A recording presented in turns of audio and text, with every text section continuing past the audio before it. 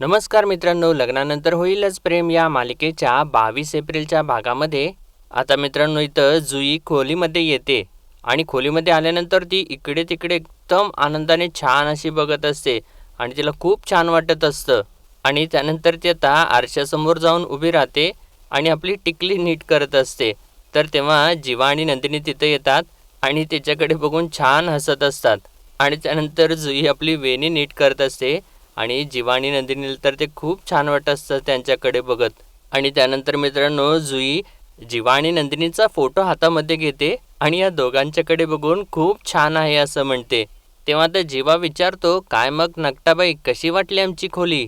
तर तेव्हा जुई म्हणते, तुमच्यावानी झक्कास, लय भारी. आणि त्यानंतर आता मित्रांनो जुईचं लक्ष तिथेच ठेवलेल्या घुंगरूकडे जातं आणि ती लगेचच धावत जाते आणि ते घुंगरू हातामध्ये घेते. तर तेव्हा जीवा म्हणतो, अगं थांब. आणि तेव्हा आता जीवाने असं म्हटल्यानंतर जुई जरा घाबरते आणि लगेचच ते घुंगरू ठेवून देते आणि म्हणते, माफ करा काका, पुन्हा नाही घेणार. तेव्हा नंदिनी लगेचच तिच्याजवळ जाते आणि तिला म्हणते, नाही नाही बाळा, असं काहीसुद्धा नाही आहे. आणि जीवाला म्हणते, अहो कशासाठी ओरडताय तुम्ही तिला? तर दुसरीकडे हा विजय आणि रम्या जे असतात ते दोघं भेटलेले असतात. तर तेव्हा विजय काहीतरी वेड्यासारखंच करत बसलेला असतो आणि रम्या त्याच्याकडं बघत असते आणि त्याला विचारते, अरे विजय, काय करतोयस तू? हे काय चाललंय तुझं? तर तेव्हा विजय म्हणतो, काही नाही, जंगलाचा कायदा आहे, तुम्हाला जर टिकून राहायचं असेल ना तर समोरच्याला गिळावंच लागतं. तर रम्या विचारते, म्हणजे काय? तर तेव्हा विजय म्हणतो, काय नाही, सोड. तर तेव्हा रम्या म्हणते, अरे तू सोड, जेव्हापासून या काव्याने ना तुला हा फेक ऑडिओ पाठवलाय, तू सैरबैर झालायस विजय. आय नो तू माझ्यासाठी आणि माझ्या बाजूने भांडलास. I am really grateful for that. पण त्यानंतर तुझा जो मूड गेलाय ना तो गेलेलाच आहे. जाऊ दे ना, सोड अरे. तर तेव्हा विजय म्हणतो, डोक्यातून जात नाहीये माझ्या.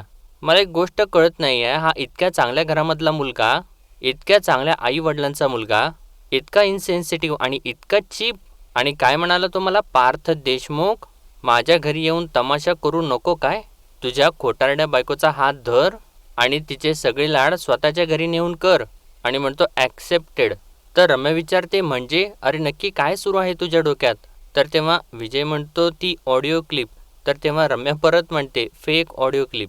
तर विजय म्हणतो, हो राईट, ती फेक ऑडिओ क्लिप माझ्याकडे आल्यापासून ना काव्या आणि पार्थ माझ्या रडारवरती आलेत आणि असा नाही सोडणार मी त्यांना. तर रम्या म्हणते, ठीक आहे ना विजय, जाऊ देत. आणि त्याचा हात हातात घेऊन म्हणते, बघ आता माझा माणूस माझ्या पाठीशी उभा आहे ना, मग मला आता दुनियेची पर्वा नाही. आणि त्या काव्याने पार्थच्या बोलण्याने ना मला खरंच काहीच फरक पडत नाही, पण तू काय विचार करतोयस ना याने मात्र फरक पडतो. सो प्लीज आपलं हे लग्न होईपर्यंत ना मी हे सगळं काही सहन करेन रे. तर तेव्हा विजय म्हणतो, तेच करायला लागू नये ना असा प्लॅन आहे माझ्या डोक्यात. तेव्हा रम्या विचारते, म्हणजे? तर तेव्हा विजय म्हणतो, आत्ता नाही सांगत मी तुला, उद्या सांगतो. उद्या तू आणि आई मला भेटा, मी सगळं काही सांगतो. तर मित्रांनो आता यांचं इकडं असं चालू असतं आणि इकडे जुई तर आता खूप घाबरलेली असते जीवनाचं एकदमच बोलल्यानंतर. आणि ती पुढं म्हणते, मला काय आहे ना नाचायला खूप आवडतं, म्हणून मी हे घुंगरू घेतले. आणि खरं तर ना माझंच चुकलं. आई मला नेहमी म्हणायची की असं दुसऱ्यांच्या वस्तूला हात नसतं लावायचं, सॉरी, असं म्हणून ती कानच पकडते. तर तेव्हा नंदिनी म्हणते, अगं नाही नाही, असं काहीसुद्धा नाही, तू वेडी आहेस का वेडाबाई कुठली? असं काहीसुद्धा नाही आहे बाळा, तुझं काहीच चुकलेलं नाही आहे. आणि तुला एक गोष्ट सांगू का, हे जिच्यासाठी आणलंय ना तिला यायला अजून खूप वेळ आहे. तर तेव्हा जीवाता तिच्यासमोर गुडघ्यावरती बसतो आणि म्हणतो, अगं आय एम सो सॉरी. आणि काय आहे ना, तुझा हा काका आहे ना, अगं जरा बुद्धूच आहे. त्याला ना तुझ्यासारख्या एका गोड निरागस निखळ मुलीला कसं वागवायचं ना हे नाहीच कळत अगं मला. पण मी तुला प्रॉमिस करतो, यापुढे ना असं अजिबात होणार नाही, अजिबात नाही. आणि तू ना हवं तर मला ना शिक्षा दे. तू एक काम कर, तू ना मला एक असा जोरासा ठोसा देऊन दे, किंवा तुझी ना नंदिनी मावशी जशी करते ना तसा ना कान पिळ माझा जोरात एकदम. असं म्हटल्यानंतर जुई तर हसूच लागते आणि जेव्हा पुढं म्हणतो, पण प्लीज रडू नकोस हा, प्लीज रडू नकोस. काय आहे ना बघ, तलवारी बंदुका तोफा एका बाजूला आणि तुझे अश्रू एका बाजूला. हे बघ मी ना ऑलरेडी पांढरे निशाण फडकवलंय. असं म्हणून तो हात वर करतो आणि तिला म्हणतो, तुला घुंगरू आवडतात ना, चल ये इकडे. असं म्हणून तिला बसवतो आणि तिचा पाय आपल्या गुडघ्यावरती ठेवतो आणि असं म्हणून तिच्या पायामध्ये घुंगरू बांधू लागतो. आणि तिला म्हणतो, तू सांग मला तुला किती टाईट हवाय ते. आणि तिला म्हणतो, अगं तुला तर एकदम परफेक्ट झाले ते. आणि त्यानंतर आता दुसऱ्या पायात सुद्धा तिच्या घुंगरू घालू लागतो आणि त्यानंतर म्हणता आता ओके, आता होऊन जाऊ ते एक मस्त डान्स. तर तेव्हा जुई म्हणते ठीक आहे, पण गाणं तर लावा. तर तेव्हा जेव्हा म्हणतो ओके, बरं मला सांग कोणत्या गाण्यावरती डान्स करणार आहेस तू? तर तेव्हा जुई सांगते घुंगराच्या तालावर. तर तेव्हा जेव्हा म्हणतो घुंगराच्या तालावर, क्या बात आहे, ओके असं म्हणून तो मोबाईलवरती गाणं प्ले करतो. आणि तेव्हा मित्रांनो आता जुई जी असते एकदम सुंदर असा नाच करून दाखवते. खूप छान डान्स करते ती. आणि तिचा डान्स पूर्ण झाल्यानंतर हे दोघे सुद्धा एकदम जोराने टाळ्या वाजवू लागतात. आणि नंदिनी तर तिला जवळ घेते आणि म्हणते किती मस्त नाचलीस ग तू. तर जेव्हा सुद्धा म्हणतो कमाल नाचलीस तू माहिती आहे. तर नंदिनी आता तिला म्हणते मी ना तुझ्यासाठी खोबऱ्याची वडी घेऊन येते पटकन, असं म्हणून ती तिथून जाते. तर तेव्हा जेव्हा आता तिला म्हणतो चला आपण तोपर्यंत ना आता हे घुंगरू काढूयात. आणि तिला परत बसवतो आणि तिच्या पायाचे घुंगरू काढू लागतो. आणि तिला म्हणतो काय कमाल नाचेस ग तू, मला माहिती नव्हतं, म्हणजे तुला ना सगळा नाच एकदम करेक्ट येतो. आणि इतक्यातच नंदिनी खोबऱ्याच्या वड्या घेऊन येते आणि तिला देते आणि म्हणते हे घे खा. तर जेव्हा म्हणतो वा वा वा मज्जा आहे बाबा एका मुलीची. आणि त्यानंतर जेव्हा ते घुंगरू वगैरे काढतो तिच्या पायातले आणि परत टेबलवरती ठेवतो. तर तेव्हा नंदिनी म्हणते जुई तुला घुंगरू खूप आवडतात ना, मग आपण एक मज्जा करूयात, एक मस्तपैकी मी आलेच. आणि एक काळा धागा घेऊन येते आणि त्यात एक घुंगरू बांधून पायाला लावते. आणि तिला म्हणते ही आमची ना कायम तुझ्या पायामध्ये एक आठवण राहील. तर तेव्हा आता जुई थोडीशी भावूक झालेली असते. आणि त्यानंतर मित्रांनो ती उठते आणि एकदम जोराची मिठीच मारते नंदिनीला. तर तेव्हा नंदिनी म्हणते काय झालं, आणि तिच्या डोळ्यामधून पाणी आलेलं असतं. तर नंदिनी विचारते अगं काय झालं रडायला. तर तेव्हा जीवासुद्धा विचारतो अगं ये बाळा काय झालं तुला, रडायला काय झालं, असं रडायचं नाही, अजिबात रडायचं नाही, काय झालं सांग. तर तेव्हा जुई म्हणते पण मला असंच बांधलेलं होतं, पण मुंबईच्या या गर्दीत ते कधी मोडलं मला कळलंच नाही. आणि तू जेव्हा बांधलंस ना तेव्हा असं वाटलं की आईनंच बांधलं. तर तेव्हा जीवा म्हणतो अगं ये इतक्या नकट्या मुलीला मी स्वतः किडनॅप करेन ना आता, असं म्हणतो हसत असतो. आणि म्हणतो बरं एक काम कर, बस इथे बस बरं, असं म्हणून तिला तो खायला देतो. तर तेव्हा जुई म्हणते पण आधी तुम्ही मला हे सांगा उद्या किडनॅपिंगचं काय करायचं आहे. तर तेव्हा जीवा म्हणतो सांगणार, सगळं काही सांगणार, पण एक काम करतो अगोदर कर बरं, असं म्हणून तिला तो खोबऱ्याची वडी भरवतो आणि विचारतो कशी आहे सांग बरं, छान आहे ना, आणि आता मी सांगतो तुला पुढे काय करायचं, असं म्हणून तो आता तिला सगळं काही प्लॅनिंग पुढचं सांगू लागतो. आणि तोपर्यंत मित्रांनो आता इथे दुसरीकडे पार्थने तर काव्याच्या डोळ्यावरती पट्टी बांधलेली असते आणि तो पट्टी बांधून तिला असं खोलीमध्ये घेऊन येत असतो. तर काव्या म्हणत असे काय करताय देशमुख, पडेन ना मी. तर तेव्हा पार्थ म्हणतो हो ना मी तुम्हाला, आणि म्हणतो चिटिंग करायची नाही आहे. तर तेव्हा काव्या म्हणतो अहो काय चिटिंग करणार आहे मी, मला तर तुम्ही पकडून धरले, डोळ्यावरती पट्टी, कशी चिटिंग करू. तर पार्थ तिच्यासमोर बोटं घेतो आणि म्हणतो मला सांगा किती बोटं आहेत. तर तेव्हा काव्या म्हणते मला नाही दिसत देशमुख. तर तेव्हा पार्थने 4 बोटं धरलेली असतात आणि तेव्हा काव्या एकदमच म्हणते 4 बोटं आहेत. तर तेव्हा पार्थ म्हणतो तुम्हाला दिसतंय तुम्ही चिटिंग करताय. तर तेव्हा काव्या म्हणते अहो नाही मला खरंच नाही आहे दिसत. तर पार्थ म्हणतो अहो मी 4 बोटं धरली होती आणि तुम्ही बरोबर ओळखली. तर काव्या म्हणते अहो अंदाजे, आणि म्हणते ऐका ना प्लीज, आता रुटीन चेकअप करून आलोय ना आपण, मला आराम करायचा आहे ना, आणि तुमचं हे काय चाललंय. तर तेव्हा पार्थ तिच्या डोळ्यावरची पट्टी काढतो आणि तिच्या डोळ्यावरती हात धरून म्हणतो 1 2 3 असं म्हणतो बाजूला बघायला सांगतो. आणि जेव्हा आता काव्या बाजूला बघते तर पार्थने तर तिथे एक छान असा बाळाचा फोटो लावलेला असतो. आणि काव्या ते जेव्हा बघते तर तिला खूप छान वाटतं आणि ती खूप आनंदित होते आणि विचारते काय. तर तेव्हा पार्थ म्हणतो ही पार्थ देशमुख स्टाईल आहे, आणि म्हणतो तुमचं करिअर आणि आईपण या दोन्ही गोष्टी सांभाळत हे सगळं काही करणं म्हणजे तारेवरची कसरत आहे. म्हणूनच डोळ्यासमोर असावी आईपणाची आसनांचा ध्यास, म्हणूनच केला आहे हा अट्टाहास. असं म्हटल्यानंतर आता काव्य तर मोठ्याने हसूच लागते आणि म्हणते क्या बात आहे, कविता वगैरे सुचायला लागली की बाबांना. आणि म्हणते देशमुख खूप लकी असणार आहे आपली मुलगी. तर काव्यानं असं म्हटल्यानंतर पार्थ म्हणतो नाही मुलगी मला चालेलच, पण मला तर मुलगा हवाय. आणि म्हणतो काय ना काव्या, मला तुम्हाला सोडून ना दुसऱ्या कुठल्याच मुलीवरती जीव लावायचा नाही आहे. आणि म्हणतो काय आहे ना, आपल्याला जर मुलगी झाली तर ती तुमच्यासारखीच क्यूट होणार, मग मी जास्त प्रेम कोणावरती करायचं, तुमच्यावरती का मिनी काव्यावरती. आणि मी कन्फ्यूज होणार ना, त्यापेक्षा ना पोरग असलेलं बरं, काय 2 धापाटे घातले ना. आणि असं तो म्हणत असताना काव्य तर पार्थला एक फटकाच मारते आणि म्हणते गप्प बसा, माझ्या पोराला फटके वगैरे मारायची भाषा करायची नाही. तर तेव्हा पार्थ म्हणतो हा तुमचा स्वभाव बघताना माझ्यापेक्षा तुम्हीच जास्त धोपटाल त्याला, आणि मला तर ना चित्रच दिसतंय की आपलं पोर माझ्या मागे लपतंय, त्याचा मार मी खातोय आणि माझ्या वाटेचा मार तर आहेच की माझ्या वाटेला, असं म्हणून तो हसत असतो आणि त्यानंतर काव्याला आपल्या जवळ घेतो. तर दुसऱ्या दिवशी सकाळी आता पार्थ डायनिंग टेबलवरती बसलेला असतो आणि आई भूक लागली ग असं म्हणत असतो. तर तेव्हा मिथून काका त्याला म्हणतो अगोदर ना माझ्या कोड्याचं उत्तर दे. तर तेव्हा पार्थ म्हणतो बरं ठीक आहे बोल. तर मिथून काका म्हणतो उभा 3 अक्षरी शब्द आहे, लग्नानंतर वाजत गाजत निघणारी मिरवणूक. तर तेव्हा पार्थ म्हणतो वरात माझी आणि काव्याची निघाली नव्हती का, खांद्यावरती घेऊन नाचलो होतो. तर तेव्हा मिथून काका म्हणतो अरे ते मला माहिती आहे, लग्नानंतर सगळ्यांची वरात निघते, माझी पण निघाली होती, ते सोपं आहे. पण पहिला जो शब्द आहे ना तो तो आलाय, म्हणजे मुलगी आणि कन्या शेवटी तो येतं असं तो बोल असं सांगत असतो. इतक्यातच आता जुई तिथं येते आणि ती उत्तर देते तनया म्हणजे मुलगी. तर तेव्हा पार्थ म्हणतो वा वा रे काय गोड उत्तर दिलंस. तर मिथून काका म्हणतो क्या बात आहे, आय लाईक दिस, अरे सरस्वती सारखी उभी राहिलीस आणि 2 शब्द सांगून गेलीस, क्या बात आहे क्या बात आहे. तर तेव्हा पार्थ म्हणतो किती गोड आहेस तू आणि मिथून काकाला विचारतो आपल्या पियूची मैत्रीण आहे. तर तेव्हा मिथून काका म्हणतो अरे पियू हॉस्टेलला येणार राजा, आता पियू इथे नाही तर तिची मैत्रीण कुठून येणार, बरं तूच विचार ना तिला. आणि इतक्यातच आता मानिनी तिथं येते आणि जुईला म्हणते अरे वा जुई तू तयार होऊन आलीस पण बस बस. आणि आता ती सांगू लागते म्हणते हिला जीवा आणि नंदिनी घेऊन आलेत आणि तिला आज एका NGO मध्ये कुठल्या तरी वयस्कर बाईंच्याकडे नेणार आहेत. आणि तेव्हा पार्थ म्हणतो अगं आई पण किती गोड आहे ही आणि त्या बाईंना खरंच खूप लकी असतील. आणि मानिनी आता विचारते जुई खाशील ना गं सँडविच. तर तेव्हा जाता नंदिनी आणि जीवा सुद्धा येतात. तर जुई म्हणते सँडविच म्हणजे काय असतं.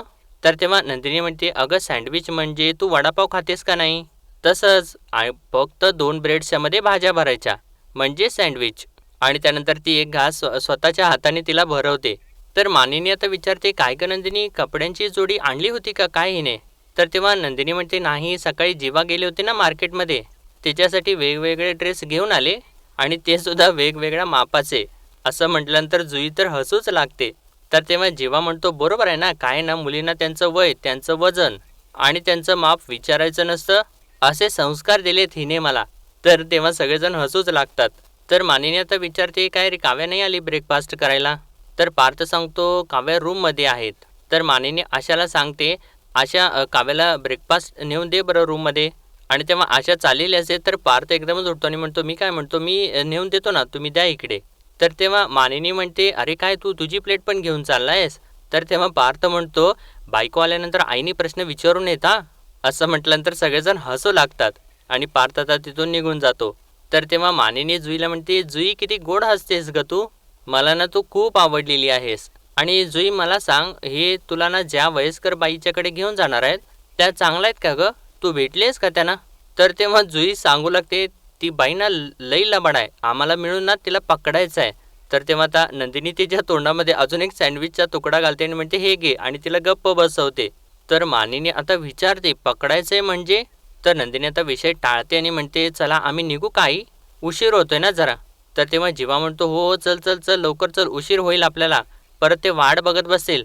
तर मानिनी म्हणत असे अरे खाऊ तर दे तिला, पण हे दोघं एकदम गडबड करतात आणि तिला घेऊन तिथून निघूनच जातात. तर मानिनी आता मिथून काकाला म्हणते हे दोघं ना काहीतरी लपवत आहेत. तर तेव्हा मिथून काका म्हणतो वहिनी जाऊ द्यात ना, त्यांचा लपंडाव ना चांगल्या कामासाठी असतो. बाय द वे आपल्या घरात सकाळी सकाळी शांतता कशी काय, हे विलन मंडळी कुठं गेले. तर तेव्हा मानिनी म्हणते मला नाही माहिती. तर मित्रांनो या दोघी आता इकडे विजयला भेटायला आलेले असतात आणि ते तिघंजण एका कॅफेमध्ये बसलेले असतात. तर वसू आता विजयला म्हणते विजयराव नाही मी आल्यापासून बघते तुम्हाला आमच्या रम्याच्या छोट्या छोट्या आवडीनिवडी सगळ्या माहिती आहेत.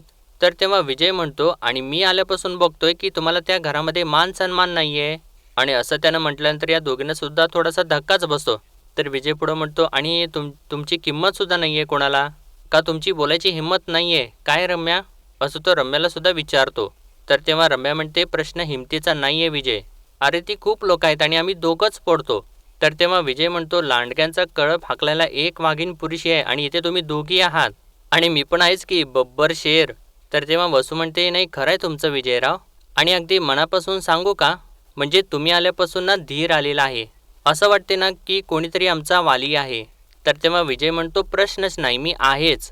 तर तेव्हा रम्या म्हणते प्रश्न तो नाही आहे विजय, जेव्हा तो म्हणजे आसपास नसतो तेव्हा काव्य आणि पार्थ माझ्यावरती अटॅक करतात. मग काय बाकीच्यांना पण चेड चढतो लगेच. तर तेव्हा विजय म्हणतो अंडरस्टूड. पण जस्ट इमॅजिन घरात कधी काहीही होऊ देत, कोणत्याही वेळी होऊ देत, मी तुमच्या बाजूने बोलायला कायम अवेलेबल असेल तर. तर तेव्हा रम्या म्हणते पण कसं शक्य आहे हे. तर तेव्हा विजय म्हणतो शक्य आहे, ठरवलं तर सगळं काही शक्य आहे. मी तुम्हाला ना एक प्लॅन सांगतो, शांतपणाने ऐका. जर तुम्हाला पटलं तर ऐन एकादशीला शिमगा करू आपण. आणि मित्रांनो तो आता सगळं काही प्लॅन या दोघींना समजावून सांगू लागतो. तर ते ऐकल्यानंतर वसू म्हणते नाही नाही एकदम अचानक. तर रम्यासुद्धा म्हणते हो कसं शक्य आहे हे. तर तेव्हा विजय म्हणतो अरे अरे मला पुढं सांगू तरी द्या. आणि म्हणतो खरी गंमत तर पुढे आहे असं म्हणून तो पुढचं प्लॅनिंगसुद्धा सांगू लागतो. आणि प्लॅन सांगून झाल्यानंतर म्हणतो हाऊज इट. तर आता या दोघींना सुद्धा मोठं कोडं पडलेलं असतं मित्रांनो. तर इकडे मित्रांनो आता म्हणजे जीवा आणि नंदिनीचा प्लॅन वर्कआउट व्हायच्या तयारीत असतो. आणि तेव्हा तिथे रेखाताई आणि अजून एक जण आलेला असतो. आणि रेखाताई आता विचारते जीवा काय प्लॅन आहे सांगाल का. तर तेव्हा जीवा म्हणतो हो सांगतो. आपल्याला ना तुम्हाला आणि जुईला ममताई पाळणाघरामध्ये आई मुलगी म्हणून पाठवावं लागणार आहे. आणि नंदिनी म्हणते आणि त्यांना सांगावं लागेल की जुईला आजपासूनच ठेवून घ्या म्हणून. तर तेव्हा रेखाताईचा जो नवरा असतो तो म्हणतो हो पण त्या वयस्कर बाईचा सोंग घेणारी ती जी कोणी आहे ती बरोबर जुईलाच किडनॅप करेल याची काय गॅरंटी आहे. तर तेव्हा नंदिनी म्हणते गॅरंटी आहे यासाठी ना आपल्याला या ममताई पाळणाघरवाल्यांना ना घोडात घ्यावं लागेल, तरच ती अत्तर विकणारी बाई ना आपल्या हाताला लागेल. तर तेव्हा रेखाताई म्हणते पण पाळणाघरातल्या लोकांना का घोडात घ्यायचं. तर तेव्हा नंदिनी म्हणते कारण आता एवढं तरी मला कळलेलं आहे की हे सगळे पाळणाघरवाले त्या अत्तरवाल्या बाईला मदत करतायत.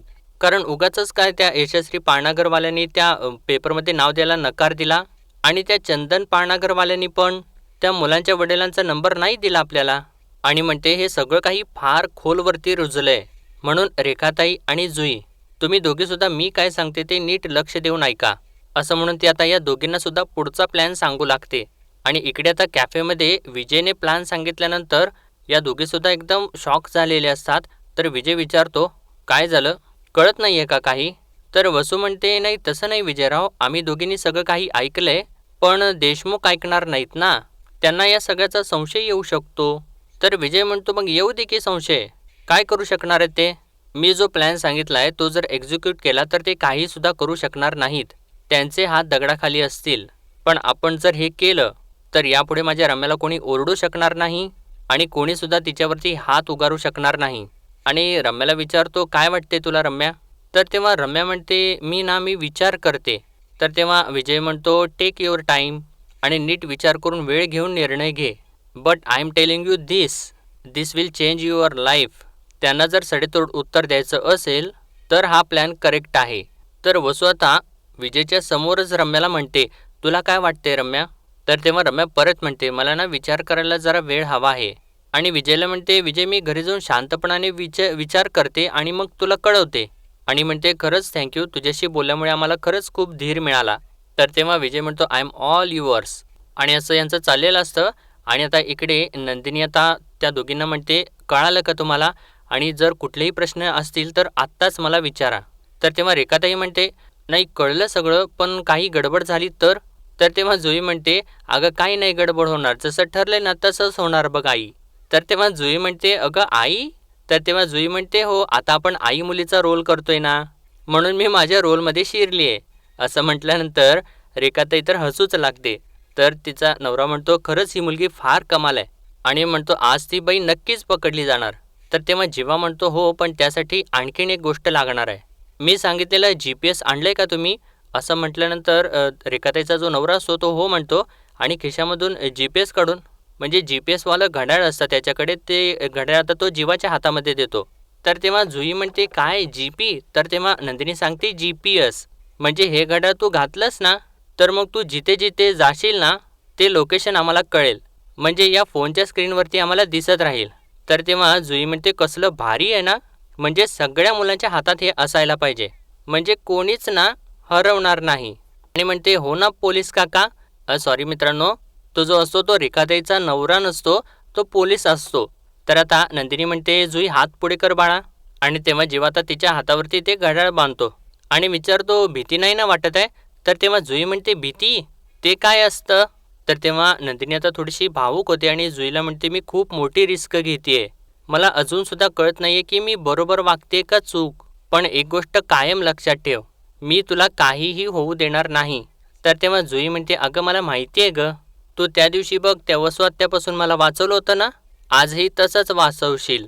आणि हो, ते जे काही म्हणालेत ना त्याचं वाईट वाटून नको घेऊ. आणि भरपूर अशा टोमण्या मारणाऱ्या बायका असतात, पण हां काळजी करायचं नाही. आणि हो, तुझ्यासारख्या गोड आहे मिळवायला ना असे बाळांचे ना धक्काबुक्की चालू असणार. असं म्हटल्यानंतर जीवा आणि नंदिनी तर हसू लागतात. तर तेव्हा ते पोलीस असतात, ते म्हणतात, हो ठीक आहे आता जायला हवं. आणि आता हे तिघेसुद्धा तिथून निघून जातात. तर आता जुई जात असताना नंदिनी जीवाला म्हणते, जीवा, जुईला नजर लागू नये म्हणून आपणच तिच्या पायामध्ये काळा धागा बांधला आणि आज तिला दृष्ट लागण्याची व्यवस्था आपणच करतोय का. तर तेव्हा आता जीवा थोडंसं नंदिनीला सावरतो. आणि मित्रांनो, आजचा भाग इथेच संपतो आणि पुढील भागामध्ये आपण पाहणार आहोत. तर रम्या आता ठेचा खात बसलेली असते, इतक्यातच काव्या तिथं येते आणि म्हणते, जेवणात आणि आयुष्यात ठेचा हा महत्त्वाचा असतोच. तर तेव्हा रम्या म्हणते, फार सुचते ना तुला बोलायला आता. तर तेव्हा काव्या म्हणते, अगं सुचणारच, तुझे खरे रंग माझ्यासमोर आलेत ग रम्या, आता काय मी तुला सुखाने जगू देणार नाही. तर आता नंदिनी आणि जीवा त्या बाईची वाट बघत असतात आणि नंदिनी म्हणत असते, मुलांच्या जीवाशी खेळणारी बाई आहे ती, येऊ देच माझ्यासमोर, सोडणार नाही मी तिला. आणि असं ती बोलत असते आणि इतक्यातच मित्रांनो आता ती जी अत्तरवाली बाई असते ती तिकडून येत असते. आणि आता हे दोघे मिळून मित्रांनो, म्हणजे ॲक्च्युली हे तिघे आणि हे दोघे मिळून आता या बाईला बरोबर पकडतील. तर मित्रांनो, आजच्यापुरतं एवढंच आणि भेटूया परत उद्याच्या भागामध्ये. तोपर्यंत आपल्या व्हिडिओला लाईक, शेअर आणि सबस्क्राईब नक्कीच करा. धन्यवाद.